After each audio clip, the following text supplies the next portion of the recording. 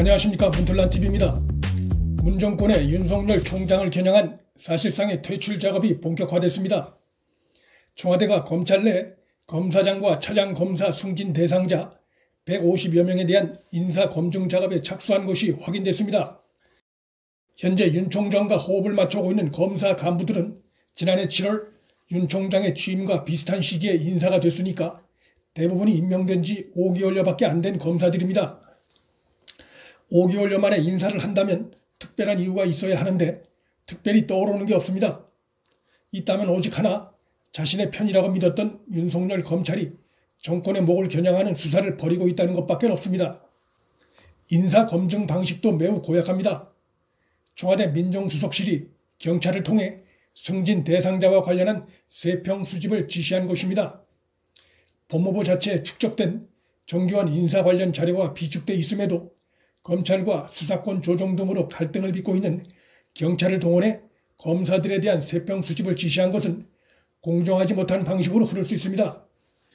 자칫 검사들에 대한 경찰들의 사감정이 개입되거나 부정확한 첩보가 개입될 위험성이 있습니다. 여론을 빙자해 사람을 치는 방식은 비민주적 정권이나 인사 시스템이 정착되지 않은 후진국에서나 볼 수 있는 방식입니다. 과거 국정원이 하던 일인데 국정원이 국내 정보를 수집하지 않기 때문에 경찰의 세평 수집을 지시한 것이라고 문 정권이 이유를 댄다면 국내 정보 수집 기능을 국정원 대신 경찰에 맡기고 있다는 것을 스스로 시인하는 것이나 다름없습니다. 추미애가 인사청문회 자리에서 검찰 인사는 총장과 협의사안이 아니고 의견을 듣는 것이라고 말한 것은 이번 검찰 인사에 대한 정권의 속내를 잘 보여줍니다. 추미애와 문재인 정권은 의견을 듣는다는 의미를 일방통보 의미와 같은 의미로 해석하고 있는 것입니까?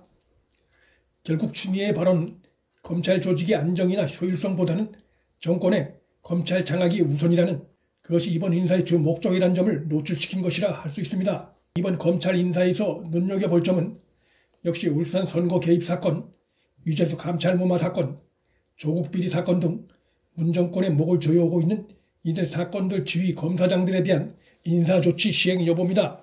한동훈 대검 반부패 강력부장이나 배성범 서울중앙지검장까지 교체하면 정권의 속내가 너무나 들여다 보이기 때문에 그렇게까지는 하지 못할 것이란 관측도 일부 있지만, 정권 후반기를 맞은 문재인 정권이 자신들의 목을 향해 시시각각 조여오고 있는 검찰의 수사 지휘부를 교체해 수사의 힘을 빼려 할 것이라는 전망에 더 힘이 실립니다. 대검 반부패 강력부장 한동훈은 조국 수사를 핵심 지휘한 인물이고, 배성범 서울중앙지검장은 조국 수사와 하명 수사, 유재수 수사 등을 지휘한 인물입니다. 이들은 윤석열 총장의 왼팔 오른팔에 해당한다고 할 수 있습니다. 문 정권이 이들을 내치고 그 자리에 PK 출신이나 문재인의 대학 후배 또는 호남 출신 검사들로 채울 가능성이 예상됩니다. 그리고 새롭게 내리꽂은 이들을 통해 정권 비리 수사의 정보를 별도의 채널로 받아보려 할 가능성이 있습니다. 이렇게 해서 윤 총장을 고립시키거나 무력화시켜 검찰 내에 남아있어도 별 힘을 못쓰게 하려는 시도일 가능성이 있습니다. 그러나 문재인 정권의 이러한 검찰 길들이기가 과연 성공할지는 미지수입니다. 정권은 유한하지만 검사의 근본 특성은 변하지 않습니다. 혐의가 드러났는데 조사를 하지 않으면 정권이 바뀌었을 때 그 검사가 처벌을 받습니다.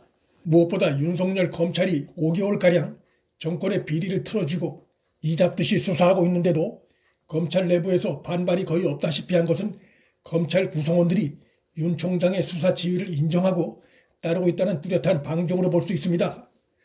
지금의 검찰은 모두가 윤석열 사단이라고 할 만큼 똘똘 뭉쳐있는 상황입니다. 문 정권이 검찰 내 어떤 인물들로 인사를 할지 모르나 그들이 모두 문 정권에 끝까지 충성한다는 보장이 없습니다. 그 불안감 때문인지 문 정권이 야당과의 변변한 토론 한 번 없이 수의 힘으로 공수처를 강행 통과시켰습니다. 하지만 분명한 것은 그 기구가 혐의가 상당 부분 드러난 정권의 비리까지 덮어줄 수 있을지는 미지수입니다. 최근 조국 비리에도 청와대가 연루된 충격적인 정황이 드러났습니다. 청와대 최강욱 공직비서관이 조국 아들의 허위 인턴 활동 확인서를 발부해줬다는 내용이 검찰의 공소장에서 드러났습니다. 그는 조국이 민정수석이던 때에 민정수석실 산하 공직기강 비서관으로 청와대에 입성한 인물입니다. 조국 아들의 대입을 도운 대가라는 의심이 크게 듭니다. 그는 조국이 법무장관 후보로 지명되자 그의 인사 검증을 맡기도 했습니다. 그 뻔뻔함에 소름이 돋습니다. 청와대가 대통령 문재인에 절친 송철호의 울산시장 선거를 도운 불법의 정황들도 하나씩 드러나고 있습니다.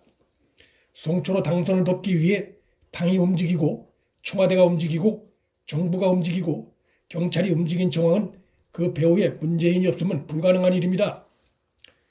유재수 감찰 무마 사건에 대해서도 법원은 법치주의 후퇴와 국기문란 성격의 사건임을 규정한 바 있습니다. 청와대를 둘러싼 모든 사건들의 정점에 대통령 문재인이 있을 것이라는 의혹이 강하게 제기되고 있음에도 문재인은 이에 대해 아무런 사과도 해명도 없습니다. 오히려 청와대 비위 의혹을 수사하고 있는 검찰을 향한 견제와 무력화를 시도하는 모습으로 나타나고 있습니다.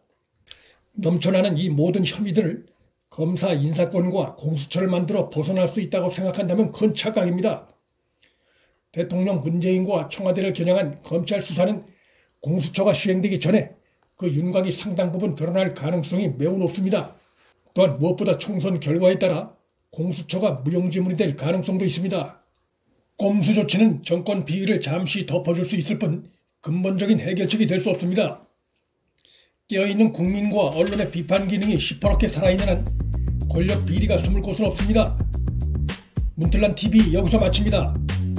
구독과 좋아요, 방송 공유는 방송 제작에 큰 힘이 됩니다. 시청해주셔서 감사합니다.